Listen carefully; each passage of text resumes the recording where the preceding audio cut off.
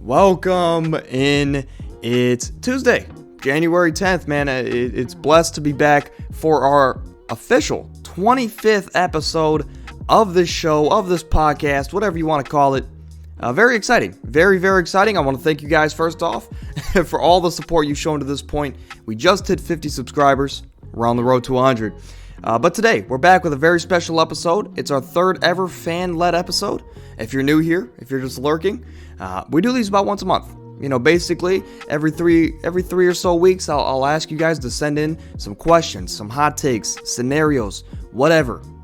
And I will take those submissions and I'll bring them to the show about once a month. I love getting you guys involved. You know, we've done that since the start of this podcast, and we're going to continue to do so, right? But this episode should be some fun. I have about 10 or 12 questions. We'll see what we want to use, right? This is your early reminder to drop a like on the show, subscribe to the channel, as we are on that road to 100 subscribers, and turn those post notifications on, man, because we might have some pretty big news coming up for the show, right? That's what I'm getting at here. We'll get to it later. We might hint at it later, but turn those notifications on, man, because who knows, you might get an extra episode a week. But without further ado, welcome to the Anomaly Podcast. I'm your host, Owen Stiftar. Now, let's see how interesting or not interesting your submissions were this month. All right, the first question is, who gets in? Obviously, this question is alluding to the All-Star game that's coming up February 19th, I want to say. It's either the 19th or the 12th. One of those days, right? This question is alluding to the front court spots in the Eastern Conference. I'll say this. This is going to be one of the biggest questions of the season, and for good reason. You know, as we know, all four of these guys on your screen now, they're all front court players, right? They fall under the front court player category, which means in all-star voting terms, they are either a forward or wing / center, right? And in the upcoming All-Star game, if I can talk, only 3 of these guys can start or represent the Eastern Conference in the draft, right, that they will end up doing. I mean, hey, all 4 of these guys are MVP candidates. All 4 have their teams at home court advantage or pretty close to it. I think the Sixers, for Joel Embiid, they are the 5 seed right now to the Cleveland Cavaliers, which shout out the Cavs. But, I mean, hey, something small like that, with how close these guys are this year, saying that Joel Embiid is the 5 seed and the other 3 guys are the top 3 seeds, that might be all you need. But nonetheless, it's going to be a very, very tough decisions. If you guys remember, about a month ago, I released my early All-Star ballot.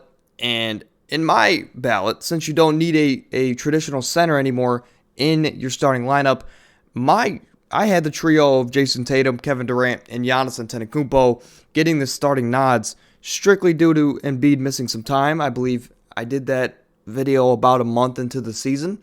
So if you missed it, go check that out. It's actually pretty interesting. Go check it out, right?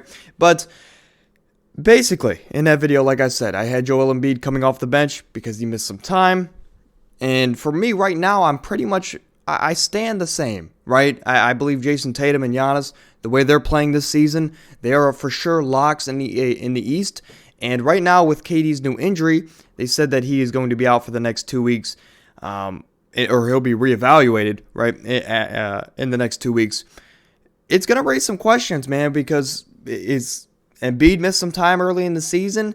KD is now going to miss some time before the All-Star break. Who's going to get that starting spot?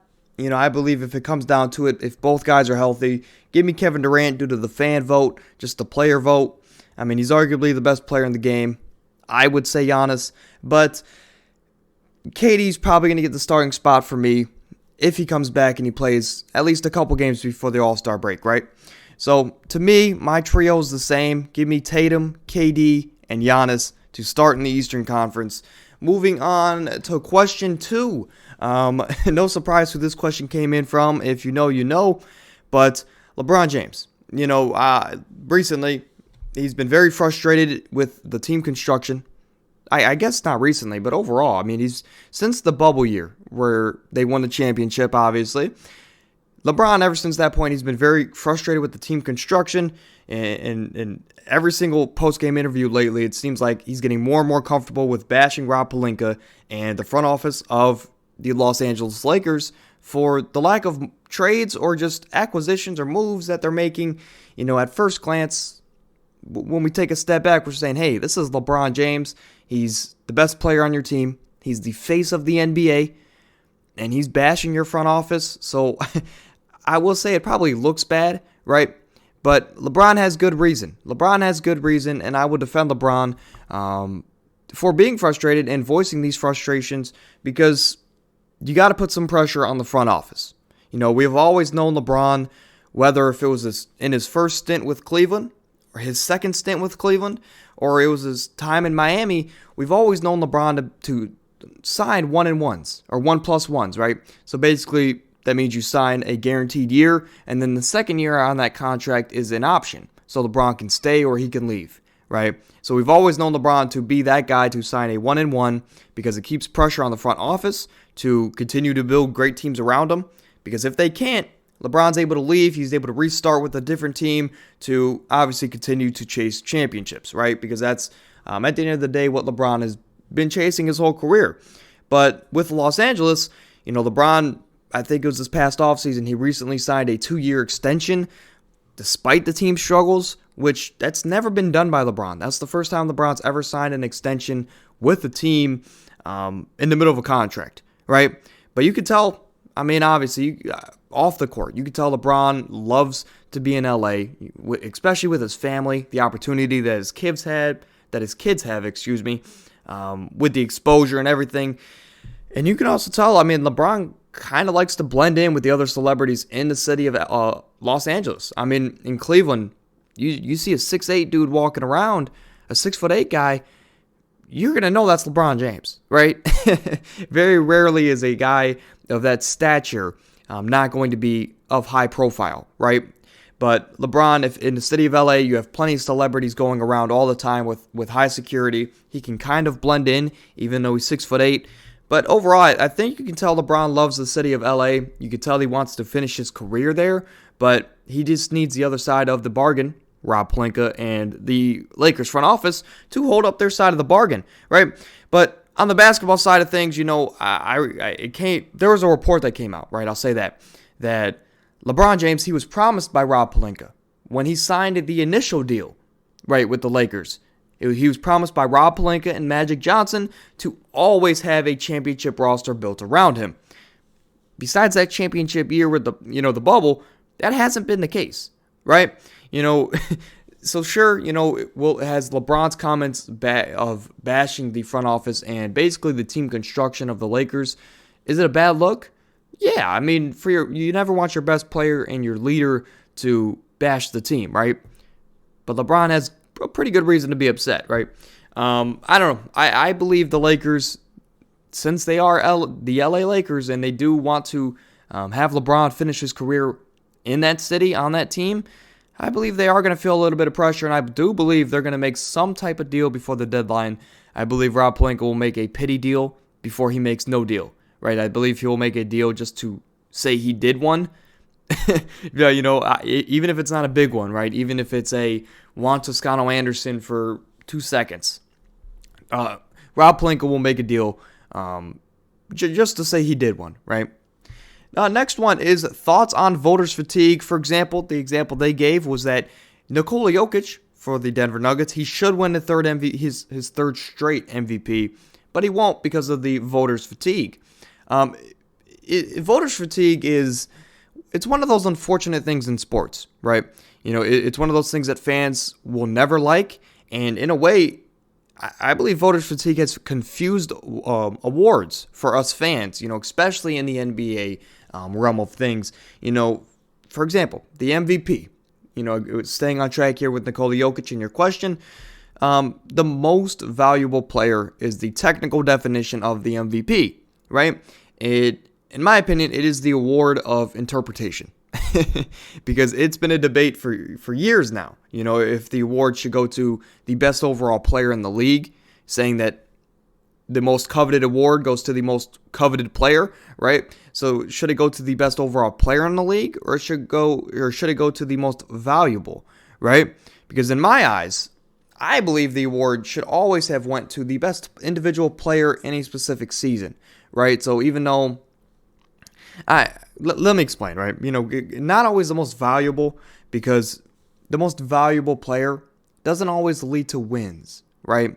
And to me, wins does play a big part in deciding who an MVP should be. Let me put it this way. I'm kind of all over the place right now, but let me kind of bring everything back into a focus here. Basically, I'll say this: if we look at the business side of the NBA, and we use the criteria that I like of choosing the best individual player in a single season that has won a decent amount of games. I'm not saying the most games, a top 3 seed. You've won a decent amount of games, and you are the best singular player in a specific season, right? So if we use that criteria and we look at the business side of things, players like Michael Jordan and players like LeBron James, they would both have 10-plus MVPs. I'm sure if you go back to the 80s, Bird and Magic would have every single MVP of that decade, because the award would go to the best player on the team that has won a decent amount of games, a respectable amount of games in a single season. Don't get me wrong. I believe that should be the way it is. You give the MVP award to the best player or the best individual season on a team with a respectable amount of wins, right? But if we look at that, and if we look at MJ having 10-plus MVPs, LeBron having 10-plus MVPs, all these great players that we've had in the NBA, it's not good for the business side of the NBA, because at the end of the day, that's what the NBA is, right? It is a business, right? They need to make money, right? Fans would get upset, fans would get bored, and I believe the award would become predictable, right? If we were to go with the criteria that I just had. I believe that if the award did go to MJ 10 times, LeBron 10 times, et cetera, right? Fans would stop watching. And to no one's surprise, the NBA doesn't want that. That's why the awards are the way they are right now. That's why we've had so many different MVPs throughout history. Not to take anything away from the incredible seasons that we've had, and the great MVP seasons we've had. But the award should go to the best player, the best player the player with the best season on a team with a respectable amount of wins. For example, last year, I believe Jokic deserved the MVP. He was the best player in the league last season, and to be honest, he was the 6th seed.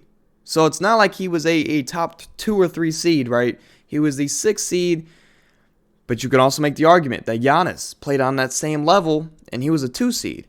Right? So Giannis probably should have won the MVP due to my criteria, and I would have been A-okay with Giannis winning it. Giannis is going to be in the conversation for years to come. And with my criteria, Giannis probably should have won it last year, right? But for Jokic, I do believe he's in the conversation for this season alone. No doubt. Obviously, he's one of the best plus-minus players in NBA history. His on and off the court numbers are insane when you look at the advanced stats.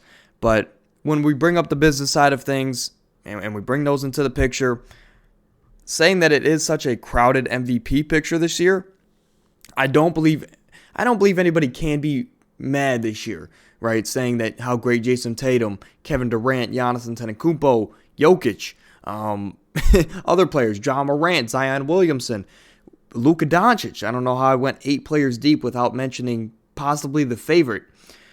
When you have eight or so guys that are all in contention for the award, I don't believe you could be mad if things were to switch up this year, right?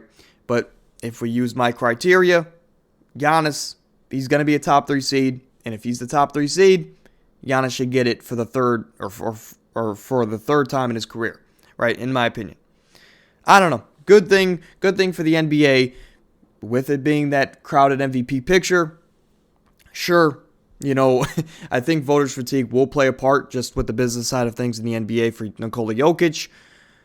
But with it being such a crowded MVP picture, I don't believe anybody would be mad if it were to go a different direction this season. The next one is the for the number 1 overall pick.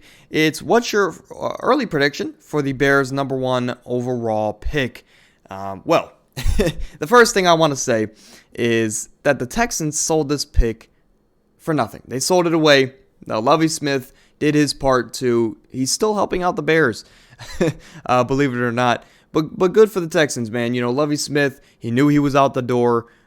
That front office and some of those players, man, they knew where they were out the door. They don't care if they have the number 1 pick, right? Because if anything, the number 1 pick for a young team like that struggled all season, a number 1 pick is just going to open the chance that that their replacement is drafted, right? And boom, some of these players that are on the fringe of maybe just needing more playing time or whatever, their career could be over like that, right? Their opportunity gone, right? Just like that, right?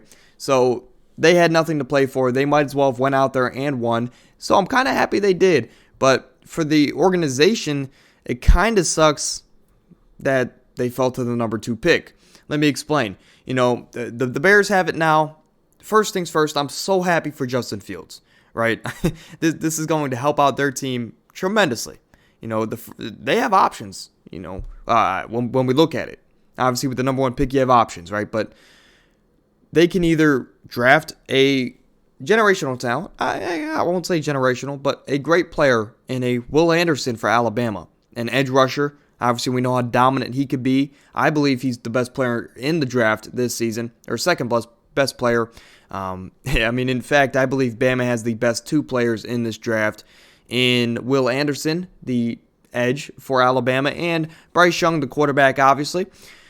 But at number 1, this Bears team, they already have a quarterback. So they can either draft Will Anderson or Jalen Carter at the number 1 pick, or they can trade down to the 3 or 4 spot and obtain a lot of assets, right? And still get a Will Anderson and Jalen Carter at 4, because we know when it comes to draft time, people are going to want Bryce Young. People are going to want a CJ Stroud, right? So just naturally, one of these guys, like a Jalen Carter or a Will Anderson, will fall to 3 or 4, and I believe the Bears can trade down, right? But they cannot go farther than 4.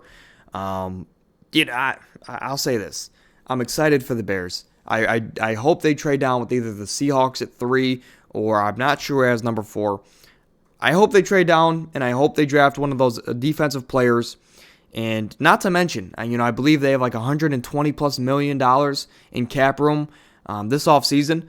So whatever they don't spend in the draft, go out there and bolster up this team for the future, man. Help Justin Fields out because he needs it, man. He literally had Superman-like efforts last year in some of these games, and they didn't even come close to winning. So first things first, you got your quarterback. Go surround him with some pieces, just like Jacksonville did last year with a new coach and all the money they had to help Trevor Lawrence. Now look at the Jags. The Jags are in the playoffs, right?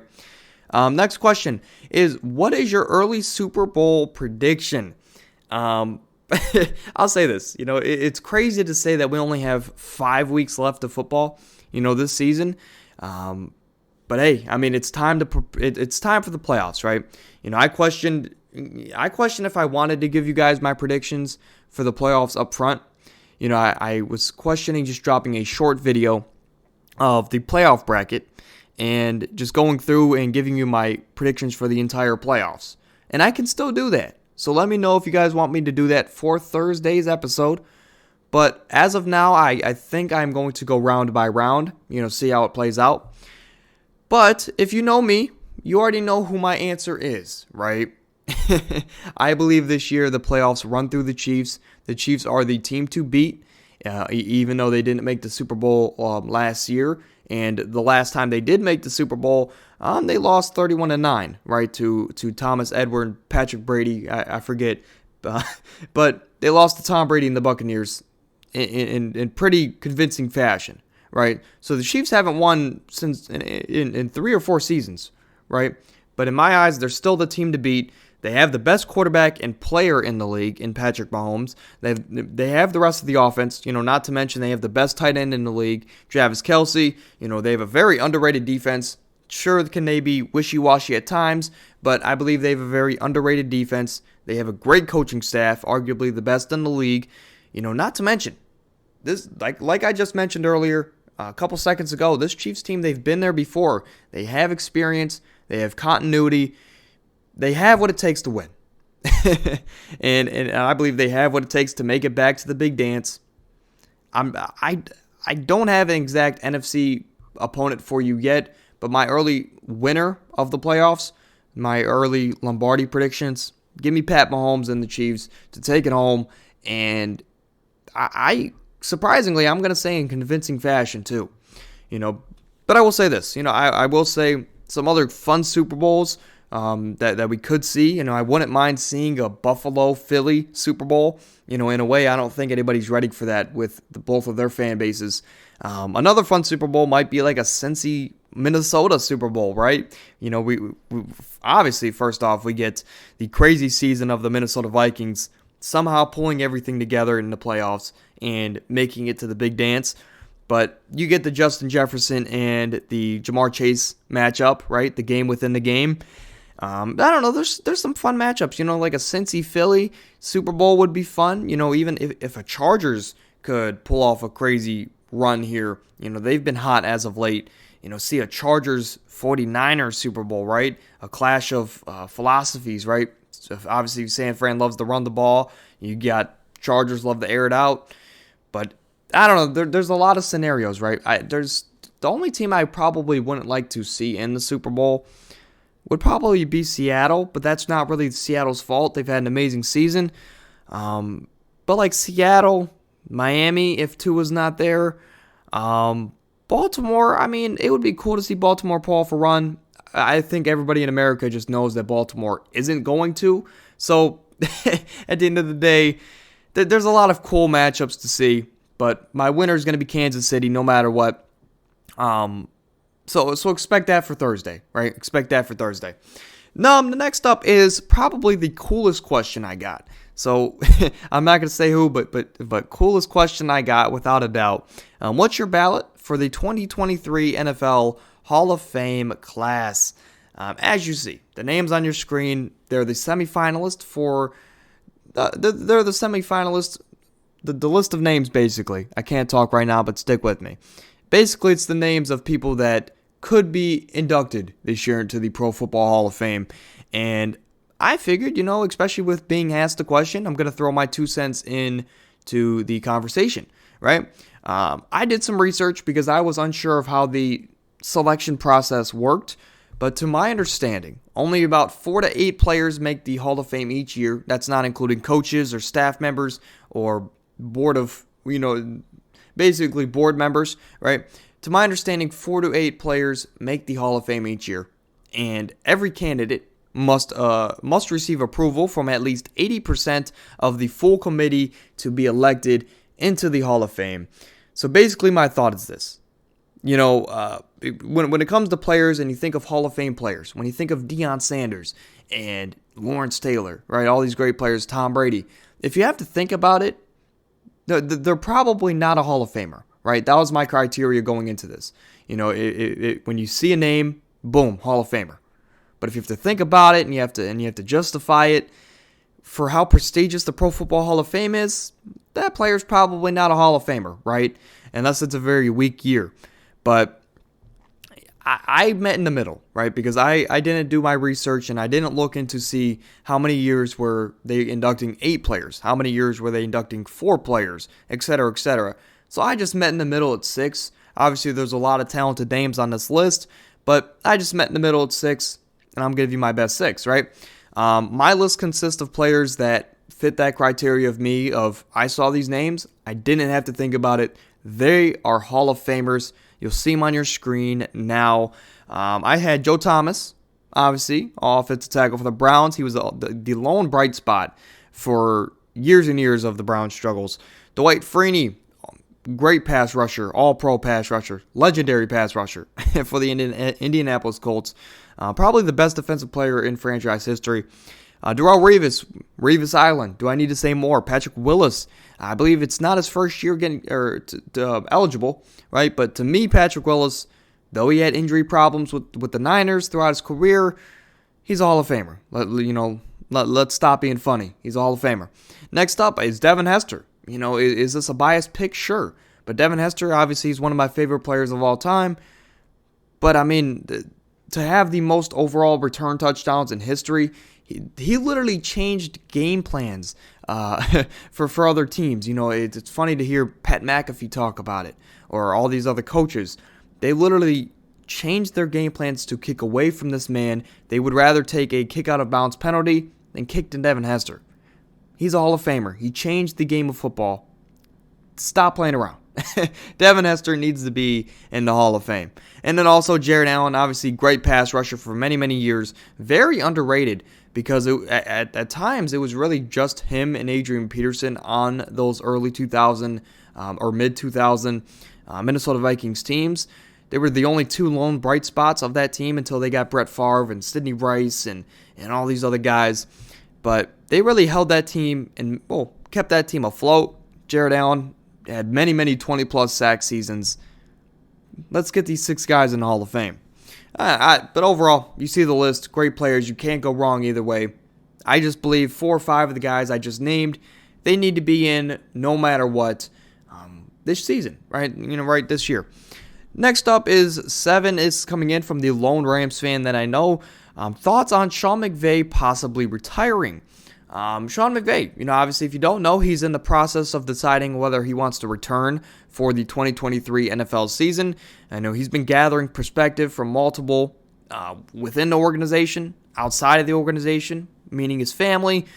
But as what we know now, right? As what we know now is that multiple within the organization, they believe that he will take a break, maybe take a step away for a year or two from the game of football. And I mean, hey, before the Super Bowl last year, right? He was talking about maybe taking a step away after the Super Bowl. Maybe taking some time off. I think people forget that McVay is only 36 years old. He's one of the youngest coaches in the league. He's already a Super Bowl champion. He's had multiple great years. He's a great coach. No doubt there, right? In my opinion, he's a top 5 coach in the NFL. But he does have a family and kids. He's 36 years old. He's already a great coach, in history. Is he a Hall of Famer? Probably not, right? But he can always make a return in 2 to 3 years and still go for another 20 years, right? As we see with a Bill Belichick. But basically, the reason why everybody thinks he's going to step away is because of all the broadcasting deals that's been thrown his way throughout the years. Obviously, we know the game, the knowledge for the game of a Sean McVay is through the roof. And it's not like broadcasting's an easy job. Sure, is it easier than a head coaching position? Without a doubt, right? Without a doubt. But with a broadcasting job, he'd have more time with his family. He'd still be making a lot of money, right? I can't think of the word I wanted to use there, but a boatload. That's what I was going to say. But he's going to take less stress on. He's going to take a lesser role in a way, right, if you look at it.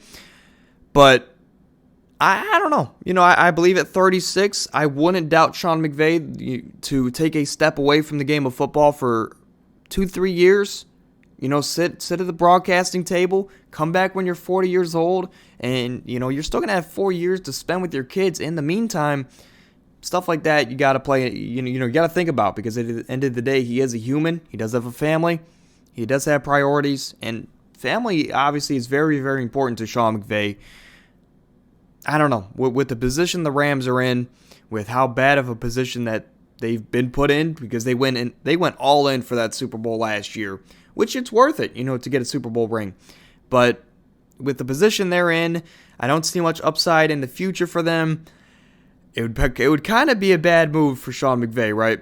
Fans will probably be upset. But in my opinion, Sean, he's my favorite coach in the NFL. Take some time off from the league. Go make $40-50 million from whatever broadcasting station you decide to go to. Come back when you're 40 and coach the Browns, right? Coach the Browns. Next up is Bill Belichick, another coach question, which I was very surprised, right? But this is the time of the year, right? It's the coaching carousel. Obviously, we have a lot of movement going on in the NFL right now, and we'll talk about that more so on Thursday's episode. But Bill Belichick, the question was, is he done for the year? Is he done as a coach? Is he going to retire? Yada, yada, yada, right? But Bill Belichick, to no one's surprise, he made the announcement to reporters after Sunday's game that he will be back for his 24th season with the New England Patriots.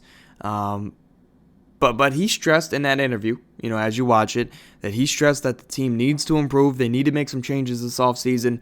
They need to go out and spend some money. I believe this question was sent to me not because of retirement, but because of production, right? I believe this question, no doubt that Bill Belichick was going to coach, right? I believe everyone knows that he's going to coach until the wheels fall off, quite literally, right?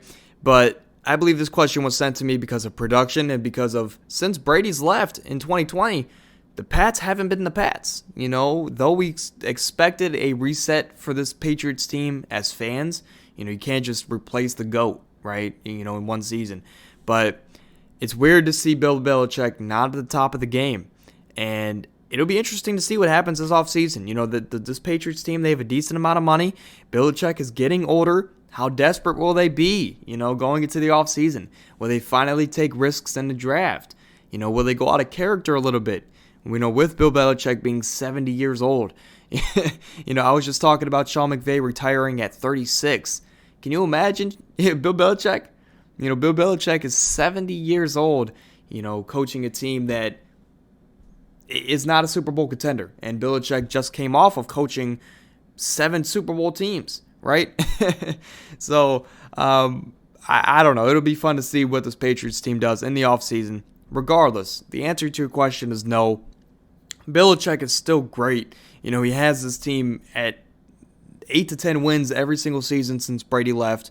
He's the greatest coach of all time for a reason.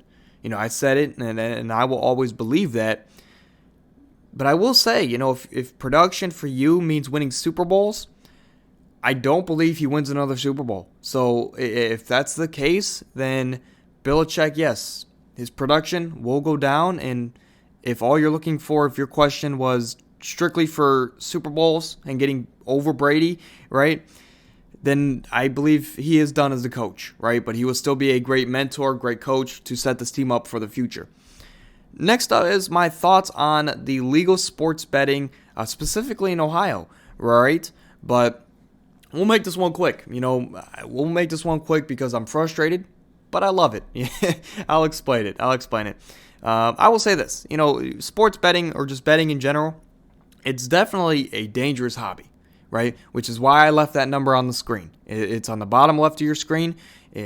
Call it if you need help, right? Gambling is a serious addiction, and it needs to be handled because if not, obviously it could turn out pretty bad for you, right? But at the same time, betting can be very, very fun, and it can be very, very addicting, right? The reason why I was frustrated with the sports gambling is because when I heard that it was going to be legal in pretty much every state, I believed I was going to be able to participate. For those that don't know, I'm approaching my 20th birthday. You have to be 21 years old in the state that I'm at to legally sports bet. So I'm frustrated there, right? But at the same time, when I see other people doing it, my dad's really big into it, or at least he's been ramping up, right? It's very fun to see other people do it. I can't wait until I can do it, right? I can't wait until I can participate. I will be jumping at the chance at my 21st birthday. But my only advice for you, is something that my dad has always told me with anything in life. Just everything in moderation, right? Whether it's your health, fitness, whatever it is, relationships, whatever. Everything in moderation, right? Have fun with it, but know your limits and don't risk everything. Don't risk anything if you don't have it twice, right? So that's kind of my rule of thumb for you. If you don't have the number that you're betting twice, don't bet that number, right? But that's really all I have for sports betting, man. Know your limits, right? Know your limits, but have some fun with it. The last question comes in. It says, what's coming up on the podcast after the NFL season is over? I was actually very surprised to get this question, but I will gladly answer it for you guys. Obviously the NFL season, We have 5 weeks left until it's over. And hey, I mean, since the NFL season has started and since this podcast has started, Thursdays have been football days, right? It has been our normal NFL coverage, the weekly coverage. But when that's over, you could probably expect a variety of things, off the top of my head. I do want to do some NFL draft coverage, maybe if that's some mock drafts with you guys here just talking, or maybe bringing someone else on the show to alternate picks with. I believe that could be something very fun for you guys. I also do, this April, obviously on the draft, I do want to do a live reaction show. I'll have to see how the reception is from you guys as fans, but I wouldn't mind doing a live reaction show of the NFL draft in April. Also, I want to do some more fantasy football coverage. Obviously, we kind of slacked on it at the end of the NFL season, right, as we move towards the playoffs.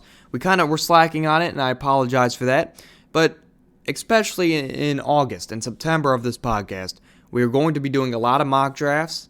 We're going to do a bunch of, maybe some of my live drafts that actually mean something, for money or whatever. We're going to be doing a lot more fantasy football coverage. We're going to bring to the show, especially if we move towards 3 days a week, which is something that I've been contemplating with this podcast. Let me know what you guys think about that. I'll leave a poll in the live chat.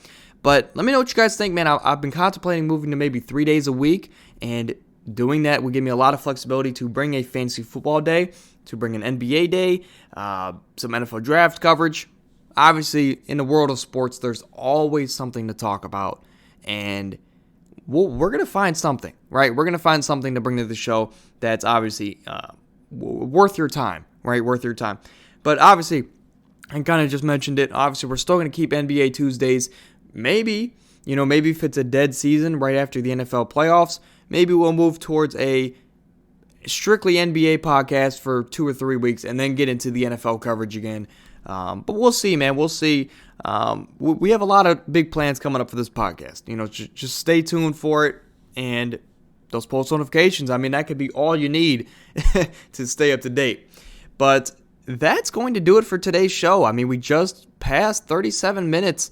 These podcasts are, I don't want to say getting shorter and shorter, but they're definitely staying within that 35 to 45 minutes realm, which the reception from you guys, it seems like that is a good amount for this show. So I'm trying to get that done for you guys, right? But hopefully you guys enjoyed your questions, or the questions that were sent in. Hopefully you guys enjoyed the show. And this was the third ever fan-led episode. 4 weeks from now, we're probably going to do another one. Let me check the date really quick as I have a second here. Next month, I mean, it should be, I want to say February 9th. Okay, we're probably looking at February 13th, 14th range, or maybe even the 6th or 7th. Obviously, it depends on what we're doing. But if you enjoyed the show, drop a like on the show or the podcast, whatever you want to call it. Subscribe to the channel. We are on the road to 100 subscribers. So if you haven't yet, if you're just lurking, obviously we've had a lot of views recently. If you're enjoying what you're listening to, hit that subscribe button and turn those post notifications on, as we might be moving to 3 days a week, man. I'll obviously have to keep you guys updated. But it's playoff time in the NFL.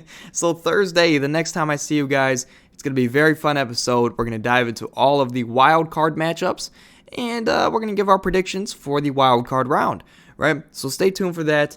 But until then, enjoy the rest of your day. Stay happy. Stay healthy. I'm out.